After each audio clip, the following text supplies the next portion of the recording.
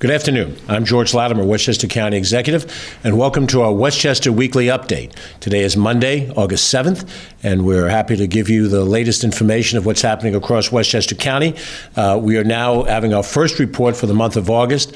We'll have our next report next week. Deputy County Executive Ken Jenkins will be responsible for that report, and we'll probably report a little less frequently during this month, since it is a month where many people are on vacation, and quite frankly, some of the public policies issues sort of step to the back as people enjoy their summertime lives.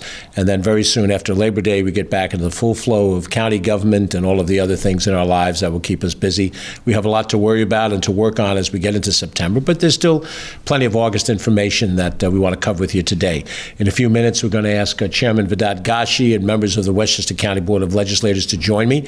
We'll have a brief conversation about the Westchester County budget, which has been approved by the Board of Legislators and the Board of Trustees of the Community College. That is always a summertime activity, and that's been accomplished.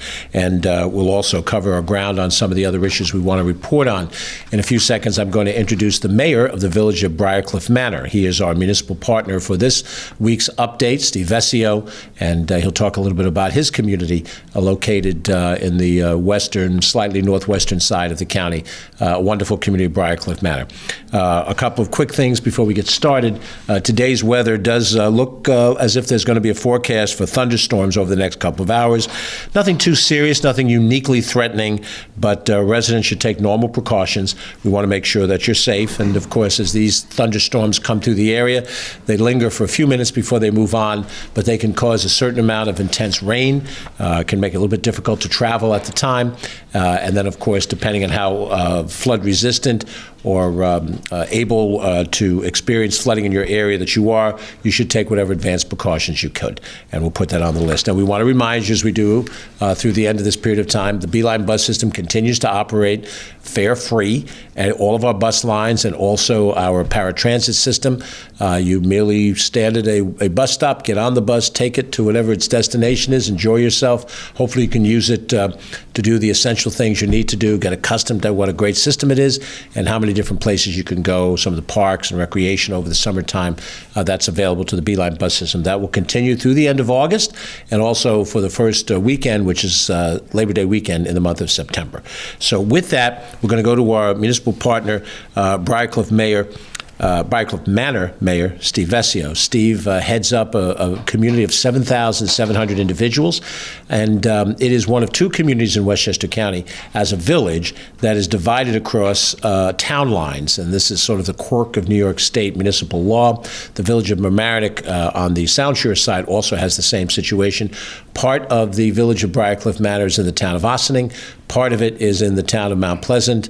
You'd probably have to get a graduate degree in municipal structure to understand why these things happen. But Steve and his team does a good job of managing through that when the town government is involved in certain functions, but the village government provides most of the local services.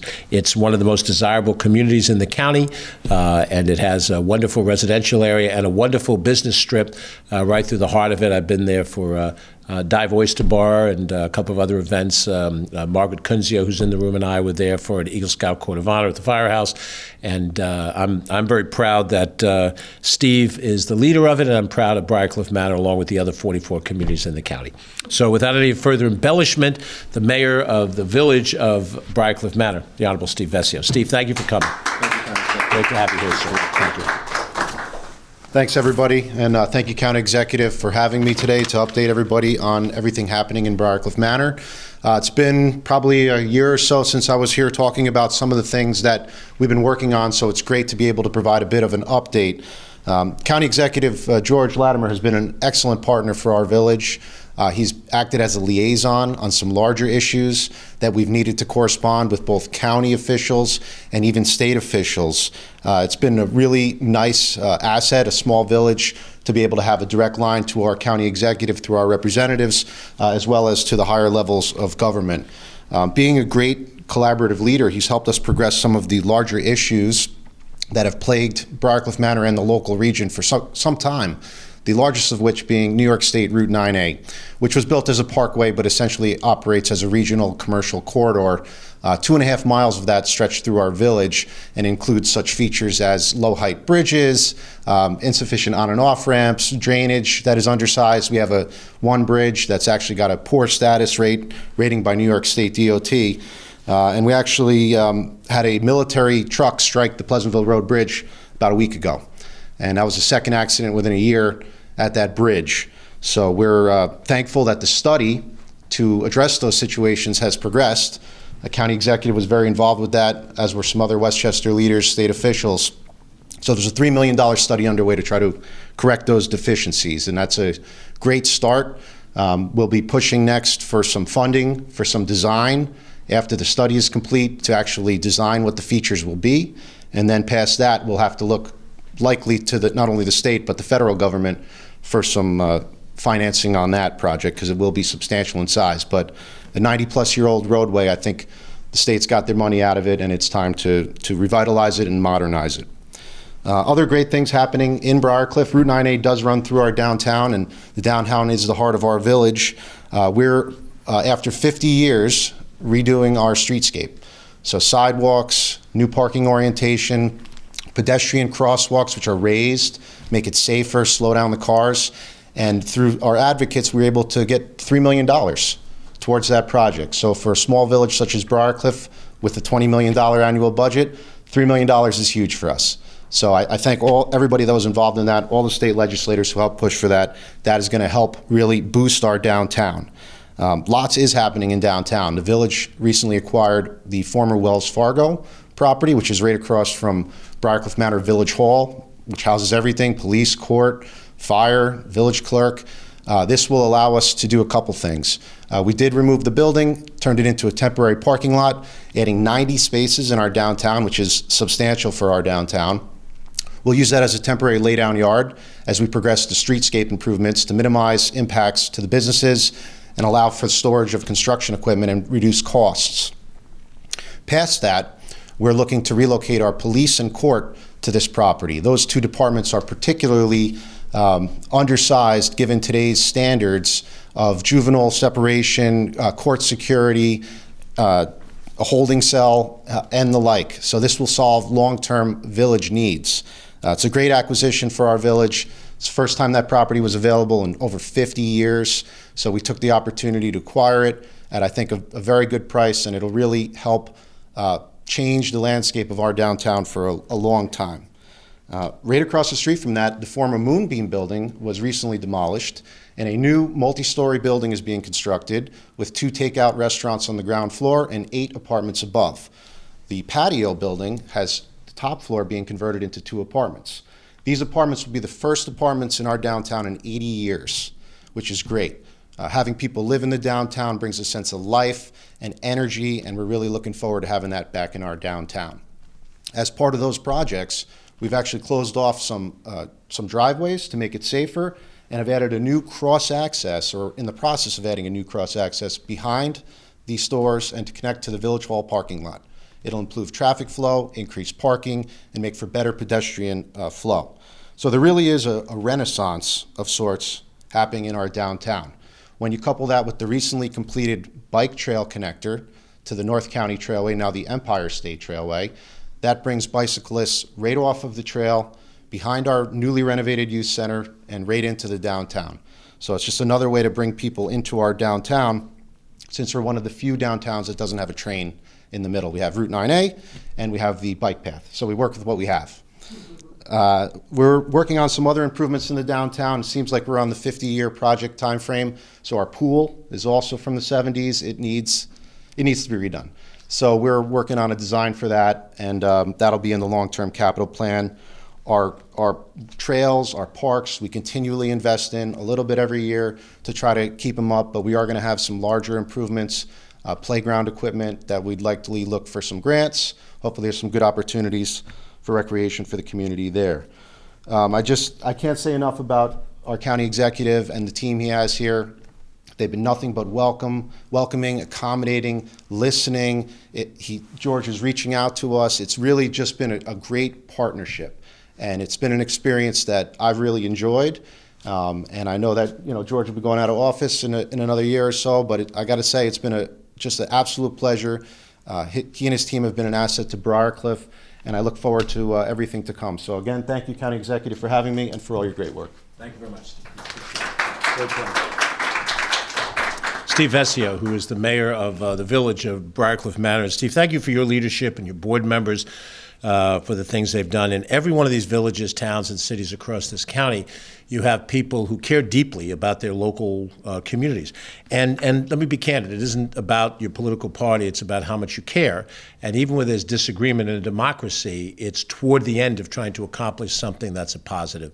And that's certainly true in Briarcliff Manor, and you should visit. If you don't live there, you should visit it. You should make a list. You got 52 weeks a year, and you've got 45 municipalities, and you should find a way to get to Briarcliff at least one of those weekends, go out and have dinner, take a stroll up and down the street, and you'll have a wonderful time there. Steve, thank you very much for being with us. Thank you. Thank you. Next, I'd like to recognize the members who have joined us here from the Westchester County Board of Legislators. And I'm going to invite them to come up as I prepare to sign the Westchester Community College budget for the 2023-2024 year. The Board of Legislators is the legislative branch of the government, and they are a separate body. They have separate legal authority and responsibilities, but the executive and the legislative branches have to work together if we're going to accomplish things. In the particular case of what we're dealing with now in the community college budget, the community college is structured under the laws of the state of New York and responsible to the state education department for most of its rules, but the county as well as the state are direct contributors to the financial structure of the community college. The role that the county plays is a partial responsibility, but not a total responsibility, but we do have the responsibility to put funding in, and we are required to approve the budget. And that budget was submitted by the members of the Board of Trustees of the Community College, submitted to our administration. We've submitted it to the Board of Legislators. Now, neither the Board of Legislators nor the county executive can amend the budget. We can't say, well, we don't like this, let's change this. Our option is to agree to it and sign it, pass it and sign it, or to turn it back and say that's not acceptable to us and you have to come back with a different alternative. We've had some dialogue, but we've gotten to compromise and closure. And the members of the board are here to participate in the process. I'm going to ask each of them to share a few thoughts if they'd like, but I'd like to introduce them one at a time so they can come up here. Then I assume if that microphone is operative, we'll have them speak off of that microphone. I'll wait till my technical people shake their heads. Yes, that's okay. Very good. We're joined by the chair of the Board of Legislators, the Honorable Vedat Gashi. We have the vice chair. Please go ahead up, Vedat. And the vice chair of the board, Nancy Barr, is with us here today. We have the minority leader of the Board of Legislators, Margaret Kunzio. Please join us. We have the immediate past chair of the Board of Legislators, Catherine Borgia. Catherine. And then we have past chair of the board, Ben Boykin. Right now, with myself included, you've got 4 chairs, past chairs here. I think there's about 10 over 12 overall, whatever it is. You got a high percentage of them. We're also joined by Legislator Jim Nolan, who's with us here. Legislator David Imamura, who has just lost his title as the newest legislator. And Legislator Jewel Williams Johnson, who's going to hang with me after this is over for the next announcement that I make after this. Now, the members of the board here represent different districts around the county. There's 17 overall. There's the two-party system, three-party system is in play here. But what's happened here today is that those members have discussed and come to closure on the budget. So beginning with the chair, I want to invite each of you to say a few words as you see fit, and then I'll come and I'll make the signing of the budget so the budget becomes actual. Mr. Chairman, Vedat Gashi. Thank you, Mr. County Executive. It's our honor to be here, and I think it was said best maybe by the chair of the board for Westchester Community College when he said Westchester Community College is the best deal in all of higher education. They provide an excellent resource for this community and for communities that surround. We are extremely proud to be supporting it. It was easy to make this review, and I got to thank, first off, the county executive and the administration, from Larry Soul in finance down to Greg Casciato and our financial team, for the hard work that you've done to provide something that was easy to have bipartisan support at the board. I want to thank board Chairperson of Budget and Appropriations, Joel Williams-Johnson, for her leadership. And obviously, when you have the former chair of the board and chair of budget from Catherine Borgia, and former chair Ben Boykin, and so many other smart people in the room making meaningful comments and input on these processes, it's easier to do. Thank you. It was our honor to do it. Thanks. Thank you, Mr. Chairman. Just identify yourself so everyone knows who you are, and please, each of you, if you feel like you want to share some comments, please do. Hi, Nancy Barr, Vice Chair of the Board. I just want to say that one thing you could tell when you listen to the conversations we had in committee and even today before the vote, this entire board is very supportive of Westchester Community College. We recognize it for the gem that it is, and we all want to see the best for our constituents and the residents, excuse me, of the county. So I think that's the thing that, if you take nothing else away, we're very supportive of the college, and we're very proud to have it in our county. Next up. I'm Margaret Kunzio. I am the legislator for District 3 and the minority leader. I am very proud to support this budget. As said by Vice Chair Nancy Barr, Westchester Community College is the gem for Westchester County. It truly is a very special place. And not only that, it is an excellent place to get an education. If you're looking for an associate's degree or you're looking for a foundation, I work part-time as a graduate advisor for a four-year university, and my advice to everybody: go to Westchester Community College, get your foundation. They have some of the best programs, the best professors, and maybe we're tooting our own horn, but I think it is one of the best places, not only in Westchester, not only in the state, but in the country. So I'm proud to support this budget. Thank you.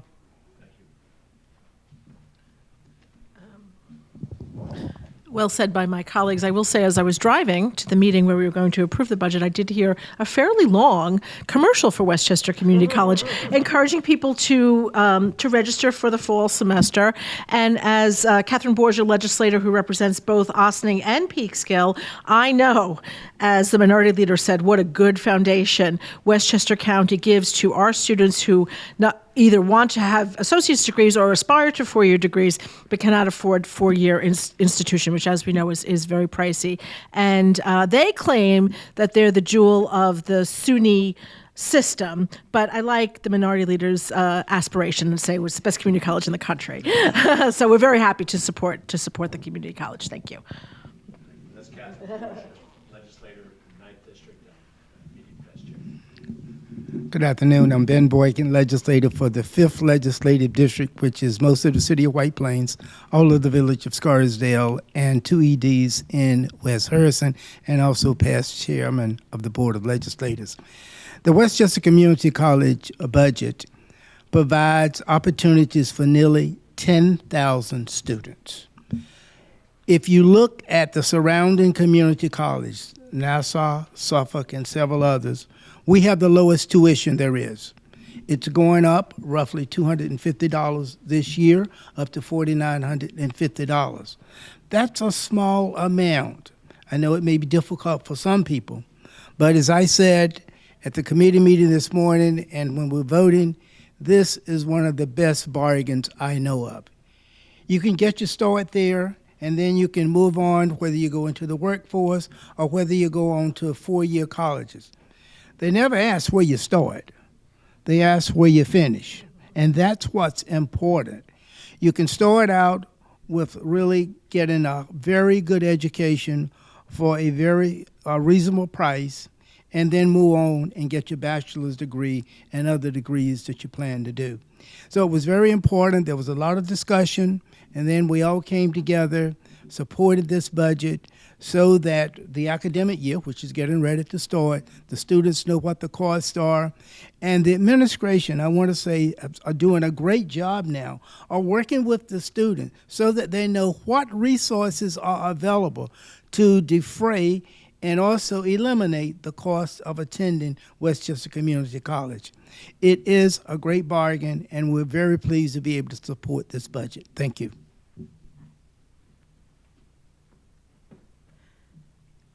Good afternoon. I am Legislator Jewel Williams-Johnson. I represent District Number 8, the rest of downtown area of White Plains, town of Greenburgh, villages of Elmsford, Tarrytown, and Sleepy Hollow.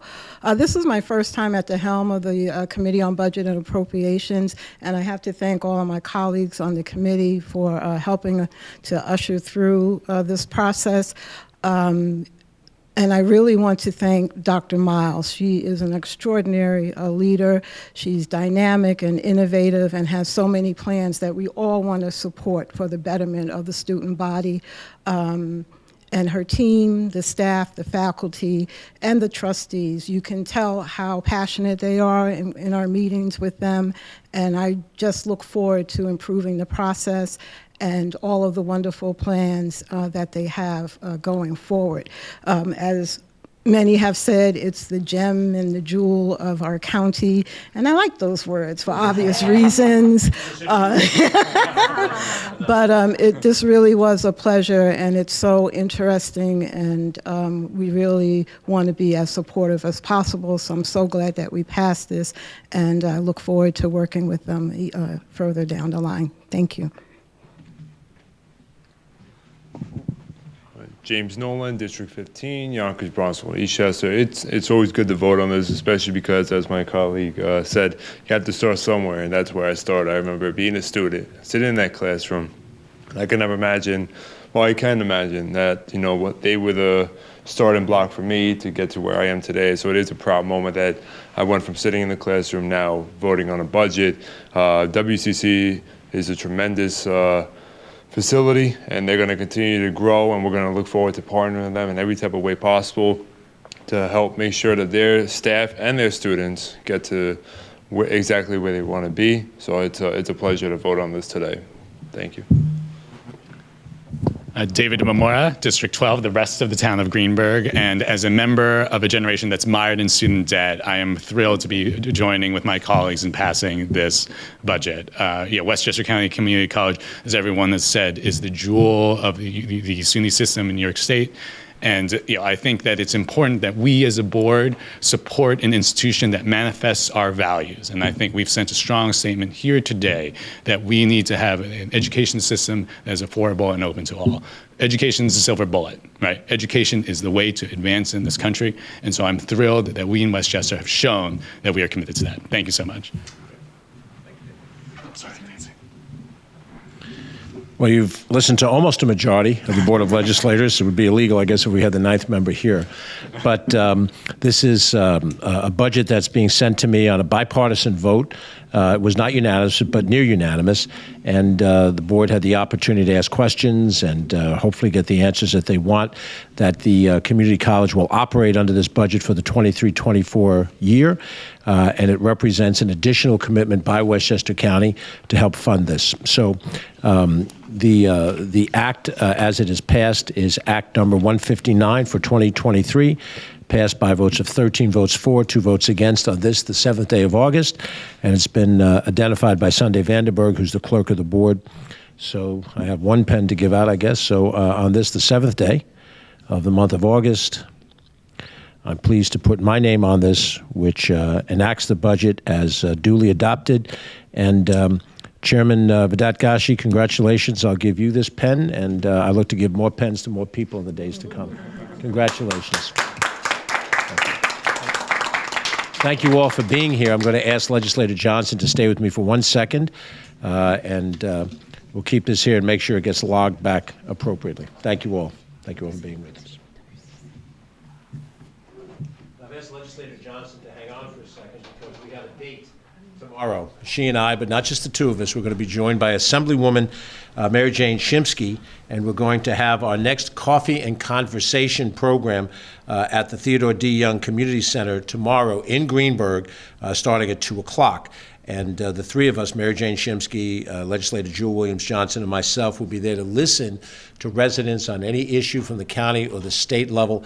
We've done this in a number of places already. I've been with Legislator Erica Pierce in Bedford and Lewisboro. I've been with Legislator Nancy Barr in Rybrook and Portchester, Legislator Catherine Parker in Larchmont and in Rye.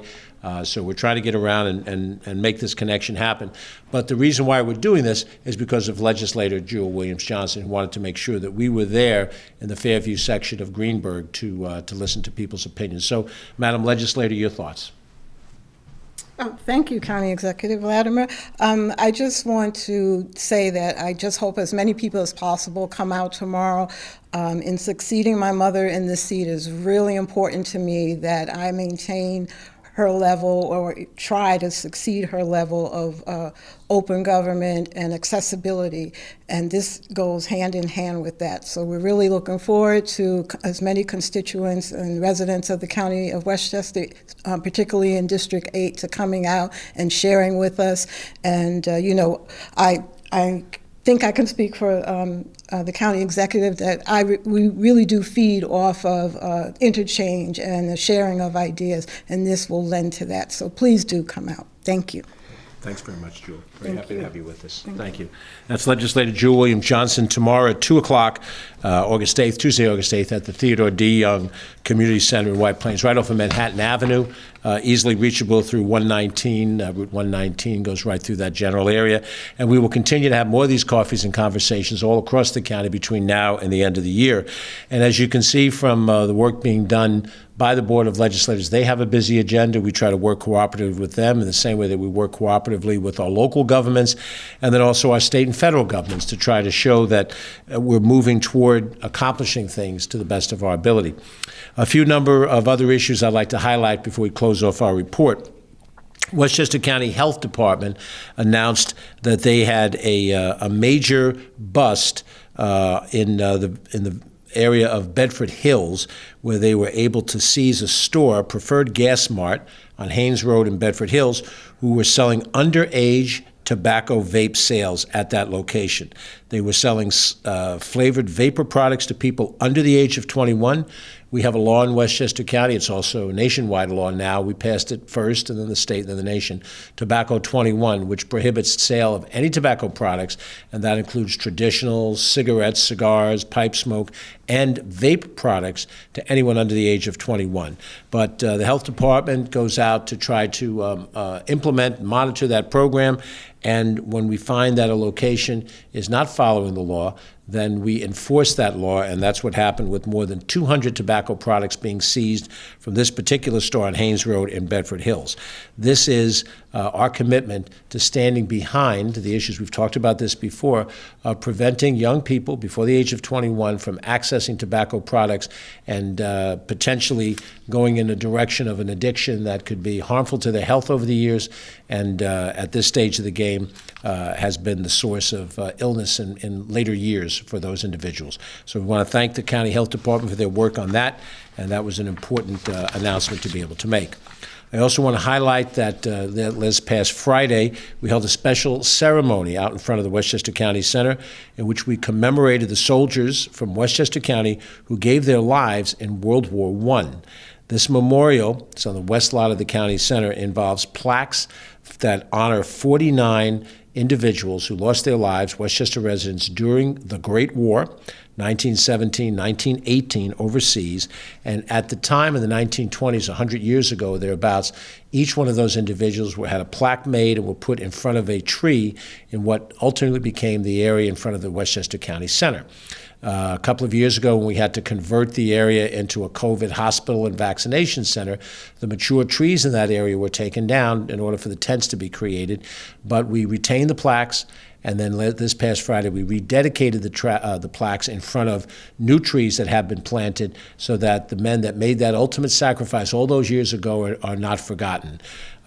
Everyone who served in World War I is now passed away. Most of the people who were alive during the society in those days now are in the 100-year-plus age category.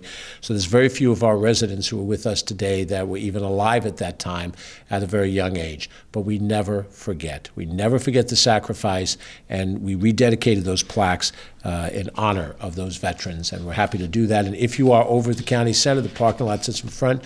You can walk around those trees. You'll see the names and plaques underneath those trees. Take a moment to look and to remember those individuals. We also announced last week that Westchester County's Compost and Education Program, CompostEd, has teamed up with the City of White Plains to begin in-house food scrap composting in White Plains.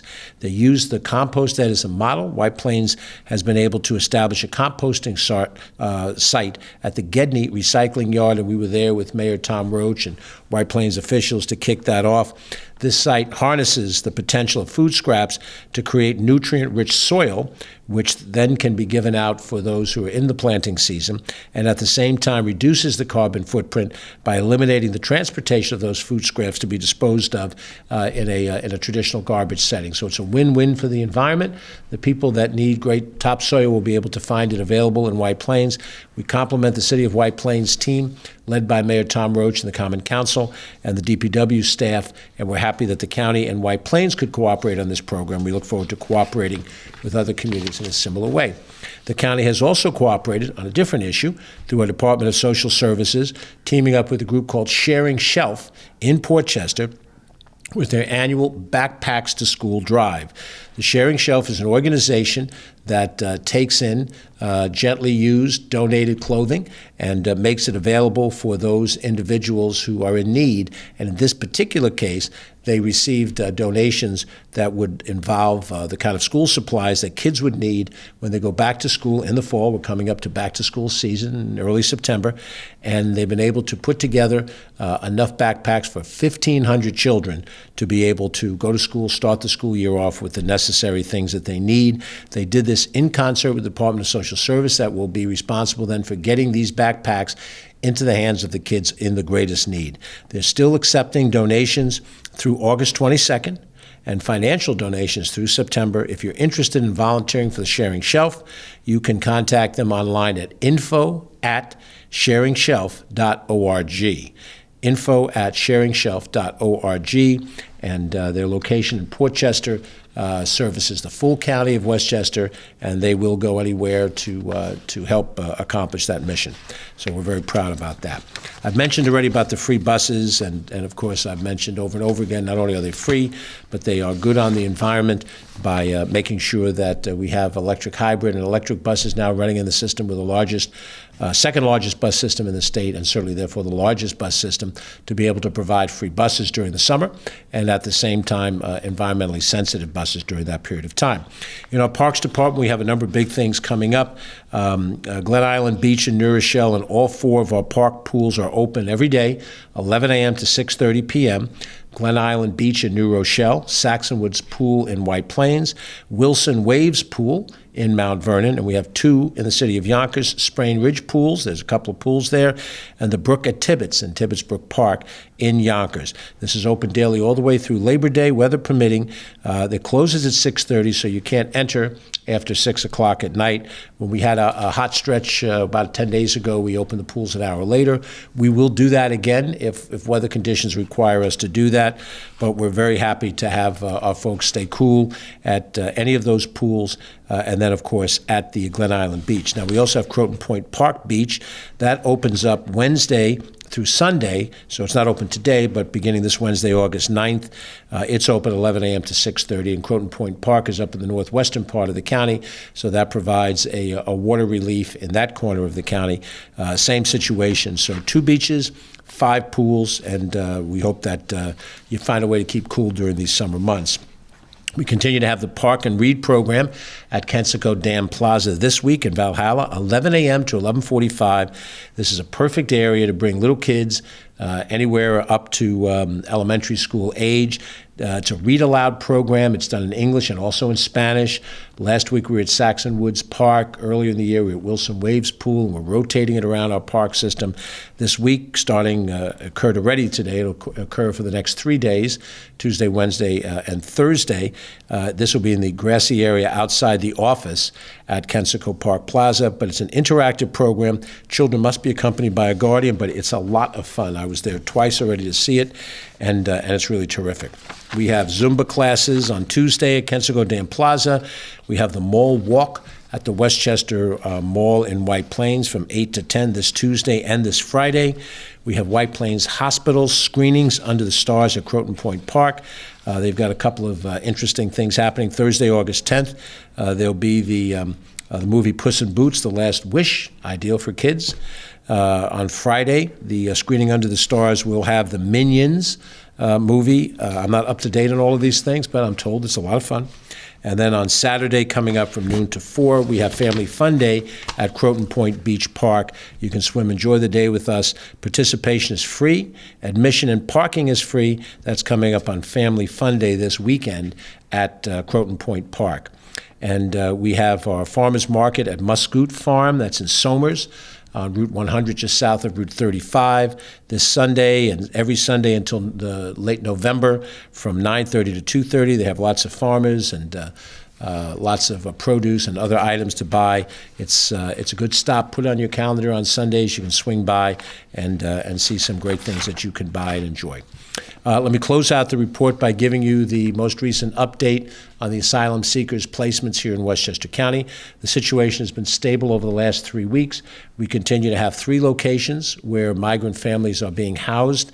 There's one location in Yonkers. There's one location in Ardsley, one location in White Plains. In the aggregate, 149 guest rooms are set aside for this purpose.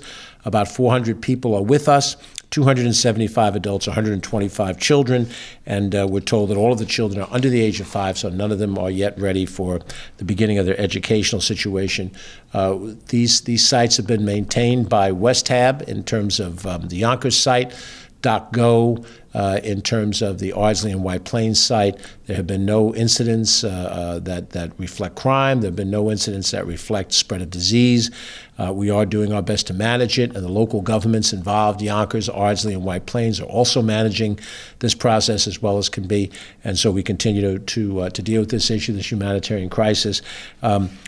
Much of the discussion and debate that happens is happening on a national level, and we certainly continue to ask our federal government to allow speedy work permits so that people who are willing to work can go and work.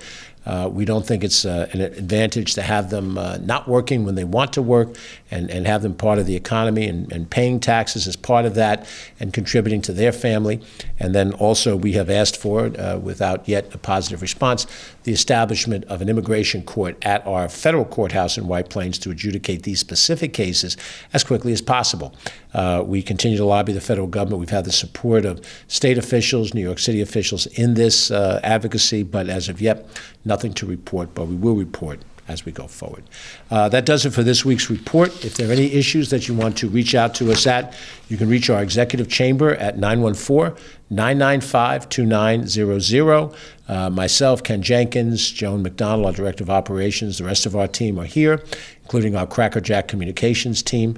If you want to reach out, members of the Board of Legislators, you can reach them at 914-995-2800, and they'll be happy to respond as well.